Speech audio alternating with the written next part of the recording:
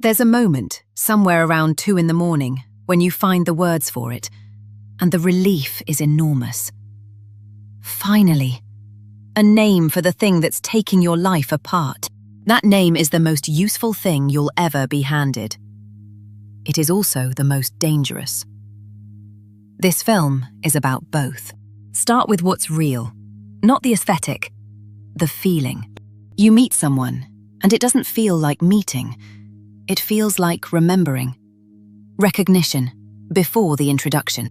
In Plato's Symposium, around 385 BC, the comedian Aristophanes claims we were once whole, until the gods cut us in two, and we've hunted the other half ever since.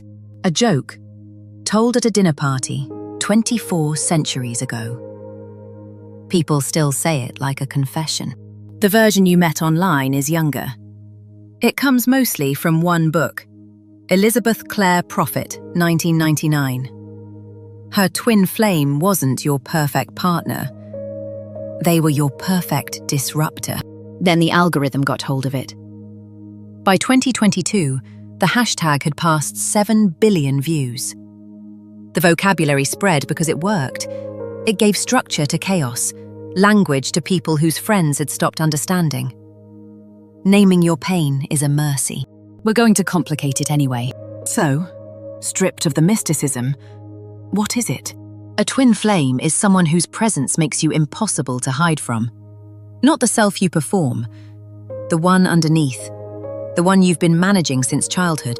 A soulmate accepts the face you show the world. A twin flame keeps showing you the one you don't. That's the whole difference, and it's enormous. Which means most of what gets called a twin flame isn't. It isn't a soulmate. Soulmates settle you. This unsettles you. So if your relationship is calm and kind, and you're quietly wondering whether the lack of wreckage means you missed your twin, it doesn't. Chaos is not a credential. It isn't a karmic partner. Those arrive to teach one lesson, and then they're meant to end. And it isn't the chemistry. The "I've known you forever" jolt is real. Just as real when it's your nervous system recognizing a familiar childhood wound. Intensity tells you something is happening. It does not tell you what, which is exactly where the platform fails you. Because it has built an answer to every doubt. 1111 doesn't mean they're thinking of you. You cannot manifest a person back. There is no divine masculine running silent maintenance on your behalf.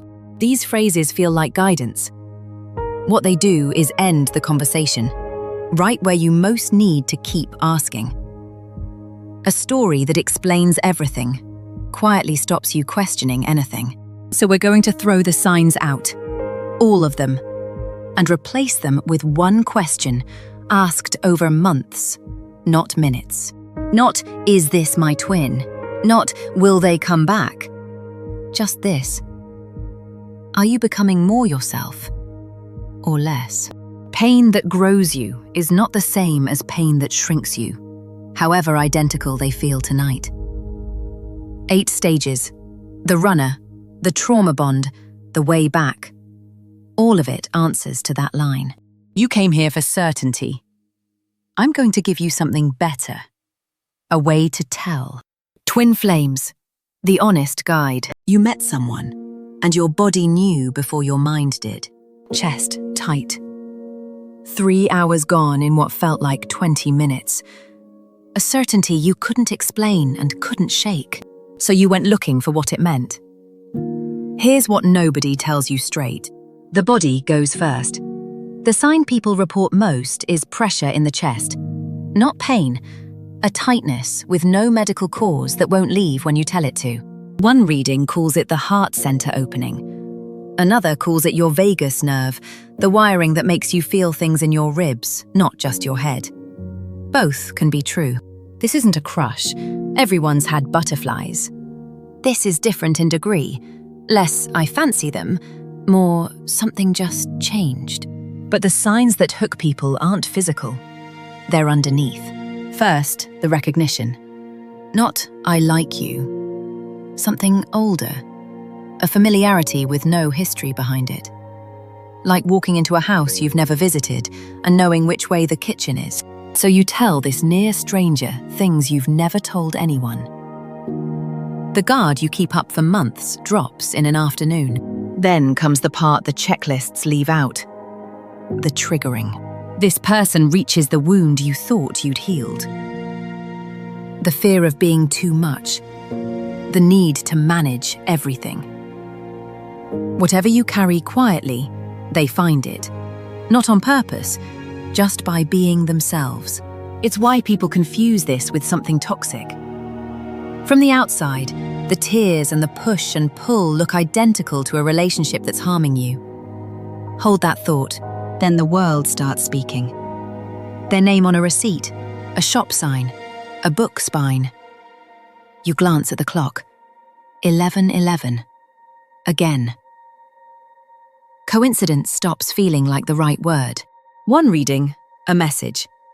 The other, you've tuned your attention to this person, so you catch every hit and never count the misses. The clock also read 3:47 today. You just didn't clock it. Both can be true. So that's the catalogue. The body, the heart, the signs in the world. If you felt them, you weren't imagining it. Now here's the sentence no platform will put on a checklist. Every one of those signs also appears in a trauma bond. Walk back through the list. Chest pressure is also what chronic anxiety feels like. Your body braced for someone you can't predict. Time loss? Dissociation does that too. And the recognition. That one matters most.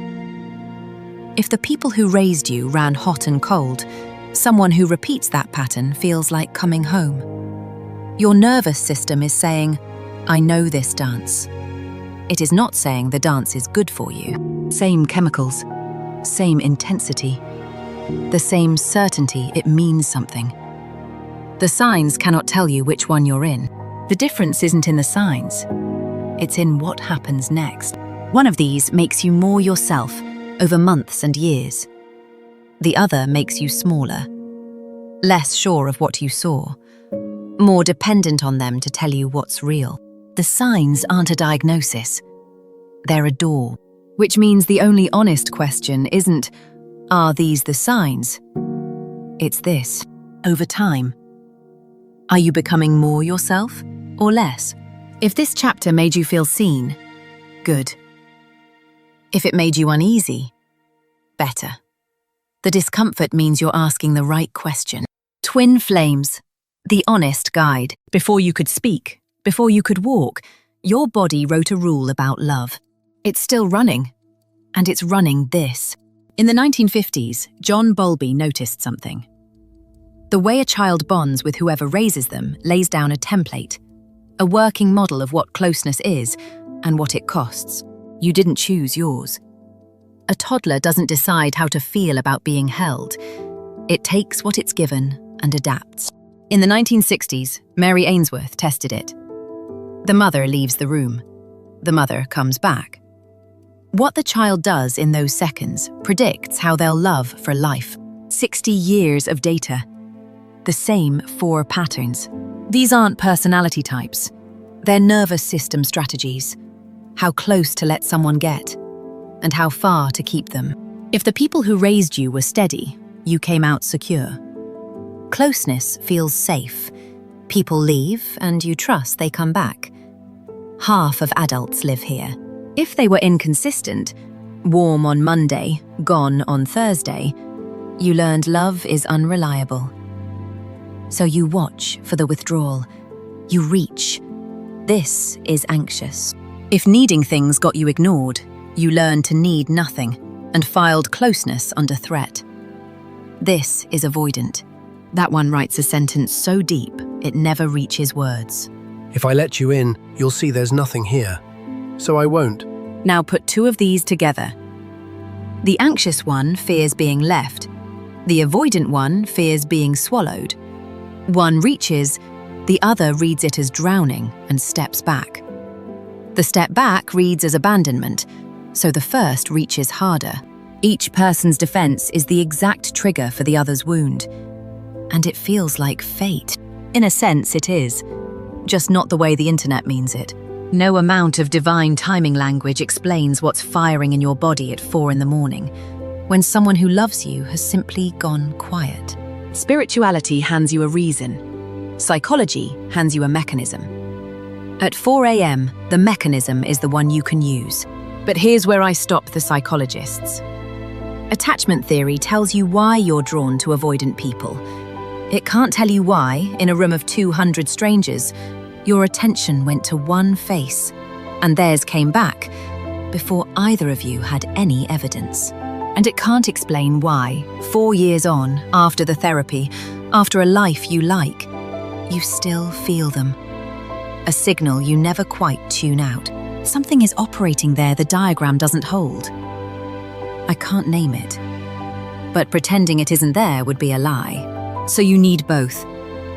Spirituality alone has no circuit breaker. It reads every ache as sacred, can't tell growth from harm. Psychology alone goes cold, a tidy chart with the recognition cut out. The truth lives in the overlap. Your wiring is not your fault. But as an adult, it's your responsibility. And that's good news. It can change. They call it earned security, a nervous system learning that closeness isn't annihilation. The engine was installed, and anything installed can be rewired, which brings you back to the only question that matters. Are you becoming more yourself or less? Twin flames, the honest guide. Before you met them, something was already wrong. Not a bad job, not a stale relationship, something with no shape. A homesickness for a place you'd never been. Then a stranger walked in, and your whole body went quiet. This is stage 1, the yearning. It arrives when nothing is visibly wrong, which is what makes it so disorienting. Be careful here. A soul calling and an old attachment wound feel identical from the inside. Your nervous system doesn't label its signals, it just sends them. Then you meet them. It doesn't happen the way the films promise. No slow motion, no score. Most people describe a glitch, a skip in the record, and the first thing you feel isn't attraction. Attraction is a pull. This is a stop. Your body knows before your brain catches up. Recognition. Not, they're gorgeous. I know you. Like coming home to a house you've never lived in, and somehow knowing which way the kitchen is. Have we met before? You haven't. But the knowing arrives whole, like a file already on the drive, only now being opened. And it's mutual. One of you just takes longer to say it. Time bends. A 10-minute conversation holds a lifetime. That isn't poetry.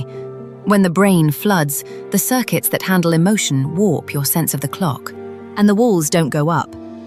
Within days, you're telling them things you've never told anyone. Not because you chose to be brave, but because your system never flagged them as a threat, which is either extraordinary safety or a failure of your threat detection.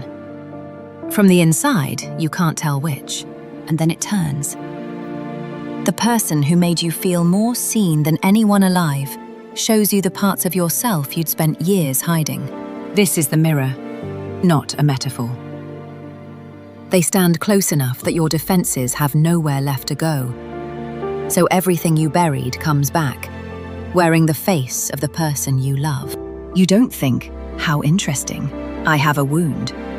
You think, this person is destroying me. They didn't put the wound there. They just turned the lights on. Then comes the reprieve. Stage 4, the honeymoon. The triggers go quiet, the arguments soften. You think, we made it through the hard part. And this one isn't built on novelty like a normal one. It comes after you've seen each other's worst. So it doesn't feel like infatuation. It feels earned.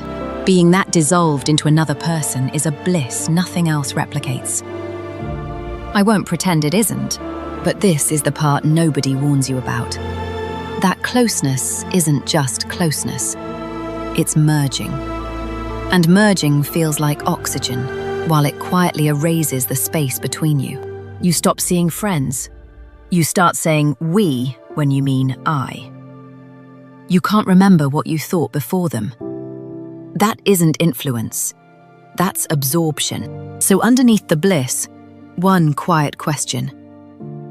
Are you becoming more yourself or less? Because bliss is not the same as health. Closeness without selfhood is a house on sand. It feels solid until something shifts. And in a connection like this, something always does. Twin flames, the honest guide. The more you chase, the faster they run. The faster they run, the harder you chase. Neither of you chose this. One day you're merged. The next, someone flinches. A load-bearing wall cracks, and you both feel it, even if neither of you can name it. This is stage 5, the crisis. 2 nervous systems running in overdrive until one hits a wall. For one of you, it feels like freefall. For the other, like the walls closing in. Nobody wants to be the runner. They don't leave because they stopped caring. They leave because they care more than their body can hold. When closeness crosses a threshold, the system powers down. Psychologists call it deactivation. The love doesn't vanish. It goes behind a blast door. Then the mind builds a case. I was never really in love. This was just infatuation. They're too needy. I deserve someone calmer. The case has to be convincing, because the truth underneath it If you really see me, you'll find the emptiness, and then you'll leave. is unbearable. So the runner leaves first, not out of malice, to control the timing of an abandonment they're certain is coming. The moment they turn away, the chaser's nervous system catches fire. And that isn't a metaphor. In 2010, Helen Fisher put heartbroken people inside an fMRI. Rejection lit up the same regions as physical pain. When your twin walks away, your brain logs it as injury. Come back. I can't survive without you, so you chase. Call, text, refresh. And every message confirms their fear of being swallowed, so they run faster. The more you chase, the faster they run, and here's where the internet does its damage. It tells you they're your twin flame. Hold space. Wait. Divine timing. I've watched women wait years, turn down dates, refuse promotions. Book the reading that says he'll reach out by September. September passes. They book another reading. Waiting is not a spiritual practice. It's an attachment behavior. And attachment behaviors need to be examined, not obeyed. The runner isn't cold. They're terrified. The chaser isn't desperate. They're terrified. 2 people, 2 flavors of the same fear. If I don't get close, I can't be hurt. If I hold tight enough, they can't leave. Both made sense once.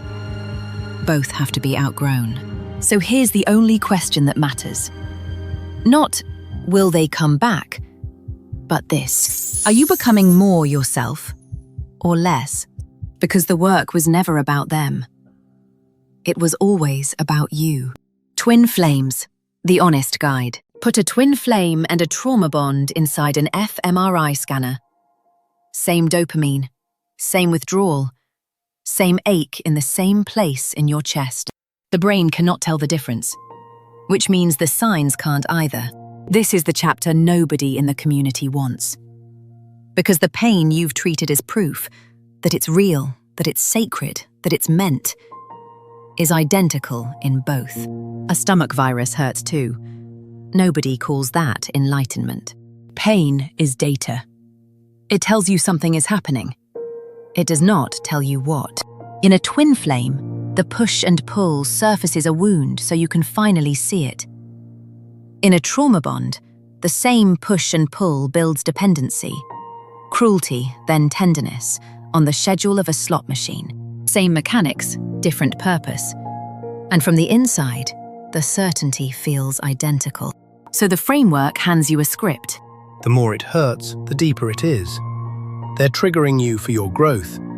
You're just not evolved enough to see it yet. That isn't spirituality. That's abuse in spiritual vocabulary. Name it. Here's the only thing that actually differs. Not the feeling. The residue. What's left after each cycle ends. After a true twin, you come back changed. Not happier, but you can name something you couldn't before. After a trauma bond, you come back the same size or smaller. You spent everything and learned nothing. That's not growth. That's just a higher pain threshold. You can't run this test mid-crisis, not at 2 a.m, reading their messages for the 9th time. Ask these on a calm day and answer slowly. Am I growing or just surviving? Am I choosing this or unable to leave? Do I have a life outside of this, or has my world shrunk to one person? Can I disagree with them? Not without conflict, but without consequence. And who do the people who love me say I've become? Not jealous, worried. If you can answer honestly, even when it hurts, that's the connection talking. If the honest answer threatens the whole story, that's your answer. And yes, it can be both. Spiritually real and quietly destroying you. You can recognize someone on a soul level and still be in something that's eroding you. But I know they're my twin. I felt it. The signs were undeniable. I believe you. And it changes nothing. Recognition is not permission to stay. So let me be unambiguous. Safety comes before spirituality. Always. Before soul contracts, before divine timing, before the conviction that this is your other half. If you're being harmed, if you're being told the harm is the lesson, if you can't remember the last time you felt like yourself, leave. When it's abuse, the framework does not apply. These aren't spiritual directives. They're survival ones. Strip all of it away, and one question is left. The one this whole film has circled since the first frame. Are you becoming more yourself or less? That's the litmus. Not the intensity, not the synchronicities, the direction. And if you know the answer, trust it. Even if it means walking away from someone you love. Because that honesty was never a spiritual failure. It's the hardest spiritual work there is. Twin Flames, the honest guide. On day 3, your chest hurts so much you go to A&E. They scan your heart. The scans come back clear. The pain is real. The cause isn't cardiac. You are in withdrawal. The spiritual community calls it soul shock. Strip the drama away and it's simpler and worse. Your body had adapted to the chemistry this person ran through it. The dopamine, the oxytocin. Remove the supply, the system crashes. You stop eating. You sleep 14 hours and wake exhausted. You read the same paragraph 4 times. This isn't heartbreak being poetic. It's your reward circuitry going dark. The same regions, the ventral tegmental area, the nucleus accumbens, that light up when an addict comes off a drug. Here's why no contact feels impossible. They never replied on a schedule. A week of silence, then one message that fixed the whole day. That's intermittent reinforcement, the pattern built into a slot machine. Unpredictable rewards don't weaken a habit. They weld it on. So every notification is a pull of the lever. And the withdrawal is loudest in the silence they left behind. That's the silence. No text. No explanation that matches what's gone. Withdrawal has a timeline. The acute phase, can't eat, can't sleep, can't function, runs 4 to 6 weeks. Not a spiritual cycle. That's how long a nervous system takes to find a new baseline. Stage 1 is devastation. The most dangerous, because the pain creates one overwhelming urge. Make it stop. Reach out. Go back. Accept any terms for any contact. Then around week 5 it shifts. The ache dulls, and a hunger to understand takes its place. This is the quest. You Google. You find the words twin flame, and the relief is enormous. Finally, something names it. But information can become its own drug. Each reading, each video, a small hit of reassurance, a feeling of progress. Except the something you're doing is consuming the connection, not grieving it. The framework quietly becomes the relationship, the idea of them, filling the space they left. Then anger arrives, and it feels like failure. The community calls it low vibration. They're wrong. Anger is the turning point. It's your psyche drawing a line and saying, "This is mine." Not enough of them. Enough of a life that runs on someone else's choices. And you start doing things again. Not to win them back, that's still chasing. You cook because it's Tuesday and you used to like cooking. Surrender isn't a breakthrough. It's quieter. One afternoon, you notice you haven't thought about them since morning, because the grief was never only for them. It was for the future you'd already built in your head. The flat, the Sunday mornings. Nobody sends flowers for the loss of a future. You do that grieving in the silence. The work was never going to happen in their reply. It was always going to happen here, without them. So the question isn't, what stage am I in? It's the one that runs through all of this. Are you becoming more yourself, or less? The stages of separation aren't a holding pattern. They're a passage. And passages have an other side. Twin flames. The honest guide. They told you to surrender.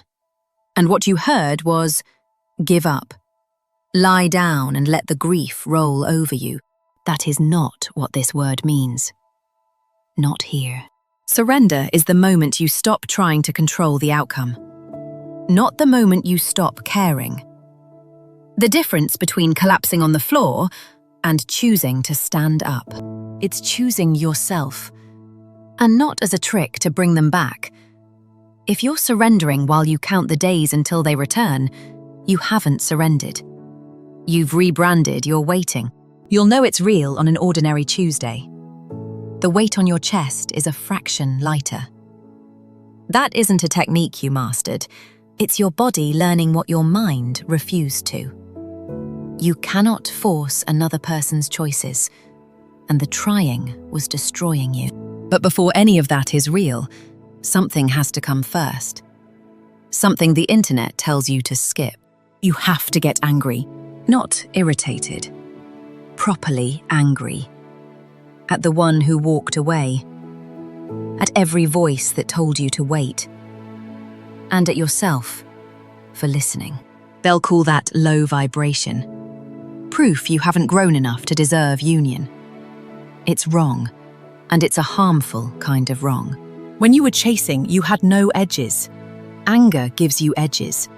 The moment you stop saying, "I understand why they left," and start saying, "I didn't deserve to be left like that," and union, the most mythologized word of them all. But when the return comes, it isn't a speech in the rain. It's a text at an odd hour. Saw this, thought of you. Someone testing whether the door is still open, without committing to walk through it. Real union is quiet. Two whole people choosing each other from strength, not two halves becoming whole, because you were never half a person, whatever Plato told you at that dinner party.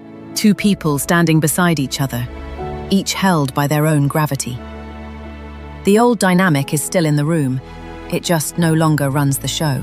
Now the part no reading will sell you. Not all twins reunite. Free will is real. Whatever the soul-level agreement, it does not override a human choice.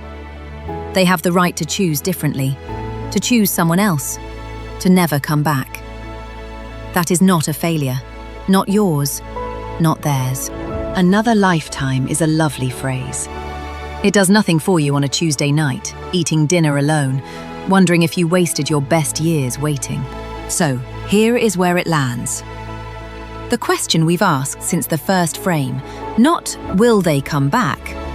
This, are you becoming more yourself, or less? Because if this fire made you more yourself, if you faced your shadow and learned what you're worth without anyone confirming it, the connection did its job. The work was never about them. It was always about you. Love, it turns out, isn't a place you arrive at and stay. It's a direction. You can keep walking it, with them or without them. You are not less for having loved this intensely. You are not naive for having believed. And whoever walked through this fire, alone or beside someone, is worth being. That has to be enough. Because sometimes, it's all there is. Twin Flames, the honest guide.